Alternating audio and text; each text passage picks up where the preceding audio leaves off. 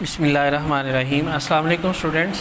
10th biology unit number second जो था हमारे पास होमोस्टेसिस, इस पर बात कर रहे थे और आज हमारा थर्ड लेक्चर है और ये है हम पेज नंबर 21 से होम्योस्टेसिस इन ह्यूमन। ठीक है जी। तो पहले हमने होम्योस्टेसिस इन प्लांट पर बात की थी, आज हम ह्यूमन पर बात करेंगे जी। तो स्टूडेंट्स लास्ट 2 लेक्चर्स में आपने होम्योस्टेसिस की जनरल डेफिनेशन और उसकी टाइप्स पर बात की थी हमने, और आपने इसके बारे में लर्निंग हासिल की। उसके बाद हमने प्लांट्स की होम्योस्टेसिस पर बात की। आज हम इन ह्यूमन होम्योस्टेसिस पर बात करेंगे जी। तो बेटा दूसरे पेचीदा जानवरों की तरह, ठीक है, यानी अदर मल्टीसेलुलर ऑर्गेनिज्म के तरह इंसान में भी होम्योस्टेसिस के लिए तरक्की याफ्ता system, develop system for homeostasis जो है वो पाए जाते हैं। ठीक है, तो उनमें से 3 मेन ऑर्गन जो है उन पर आज हम बात करेंगे। ठीक है, तो ये हमारे पास मदरजा झैल वो अहम ऑर्गन्स हैं 1, 2, 3 जो होमोस्टेसिस के लिए काम करते हैं। ठीक है, इसमें बेटा नंबर 1 जो है वो है lungs remove excessive carbon dioxide and keep it in balance. सबसे पहले जो है वो है फेफड़े जिस्म से ज़ायद कार्बन डाइऑक्साइड निकालते हैं और इसकी मिकदार में तवाज़न यानी बैलेंस रखते हैं। ठीक है, तो होमोस्टेसिस के लिए पहला जो ऑर्गन है वो है लंग्स। सेकंड जो है वो है skin perform role in the maintenance of body temperature and also remove excessive water and salt जी। तो जिल्द जिस्म का दर्जा हरारत बरकरार रखने में किरदार अदा करती है और जिस्म से फालतू पानी और नमकियात के अखराज में भी मावन साबित होती है। ठीक है जी बेटा। उसके बाद थर्ड वन जो है वो है the kidney filter excessive water salt urea uric acid from the blood and the form urine जी। तो किडनी जो है हमारी बॉडी में एक थर्ड ऑर्गन है जो इस्तेमाल होता है बॉडी में होम्योस्टेसिस के लिए, जो करता है हमारे ब्लड को वॉश करता है और पानी, नमकियात, यूरिया, यूरिक एसिड वगैरह को फ़िल्टर करके उसे पेशाब के रास्ते से जिस्म से ख़ारिज कर देता है। ठीक है, तो ये 3 बेसिक ऑर्गन हैं और इस पर ही हम डिटेल से बात करेंगे। तो इसमें नंबर 1 जो है वो है हमारे पास स्किन जी। तो जो स्किन है वो आप जानते हैं कि स्किन जो है वो उसकी 2 लेयर्स होती हैं हमारी बॉडी में। ठीक है, तो जो फर्स्ट लेयर है उसे हम एपिडर्मिस लेयर बोलते हैं, is the outer and protective layer without blood vessel. तो ये सबसे बैरूनी और बाहर वाली तय होती है जिसमें ब्लड वेसल्स नहीं होती। ठीक है, while dermis is the inner layer containing blood vessel, और जो सेकंड वाली है वो डर्मिस होती है और उसमें ब्लड वेसल्स होती हैं।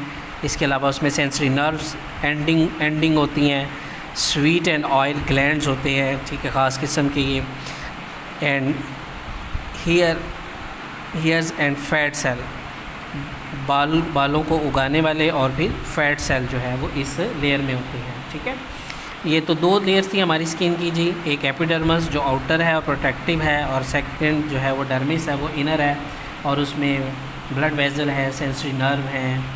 ठीक है, और इस तरह पसीना और तेल के लिए ख़ास किस्म के ग्लैंड्स हैं। ठीक है, ग्लैंड्स उनको कहते हैं बेटा जो ख़ास किस्म की रतूबत बनाते हैं, ठीक है, सिक्रेशन देते हैं। तो इसके बाद बेटा skin perform important role in the regulation of body temperature. तो स्किन का जो सबसे अहम काम है बेटा वो हमारी जिस्म के दर्जा हरारत को, जो ऑप्टिमम टेम्परेचर है 37 डिग्री सेंटीग्रेड, उसको मेंटेन करना है। ठीक है, तो जिस्म का दर्जा हरारत कंट्रोल करने में जिल्द अहम किरदार अदा करती है। डर्मिस में मौजूद फैट सेल की बारीक तह जिस्म में हरारत आने और जाने के लिए जिल्द को गैर मौसल बनाती है। ठीक है, यानी उसको एक आप कह सकते हैं कि एक कंडीशन देती है, जैसे कि ना तो हरारत आज अंदर एंटर होती है और ना अंदर से बाहर खारिज होती है। एक तरह का एक इंसुलेटर के तौर पे काम करते हैं हमारे फैट सेल। ठीक है जी। तो contract of small muscle attach to hair forms goose bumps. ये आप डायग्राम में देख सकते हैं, ये स्किन के बाल जो है वो एकदम से खड़े हो जाते हैं, जिसे हम गोस बम्प बोलते हैं, ठीक है। यानी जब आपको एकदम से कपकपी या ठठराहट का एहसास होता है ना, ठीक है, उस वक़्त ये हमारे, जिसे हम पंजाबी में लू कंडे कहते हैं जी, लू कंडे खड़े हो गए हैं, ठीक है।